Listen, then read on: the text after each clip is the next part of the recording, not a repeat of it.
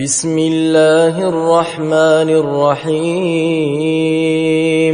والشمس وضحاها والقمر إذا تلاها والنهار إذا جلاها والليل إذا يغشاها والسماء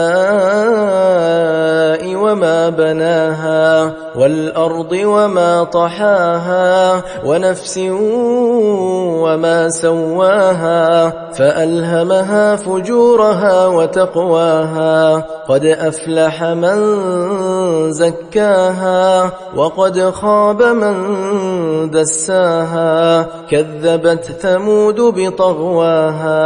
إذ انبعث أشقاها فقال لهم رسول الله ناقة الله وسقياها فكذبوه فعقروها فدمدم عليهم ربهم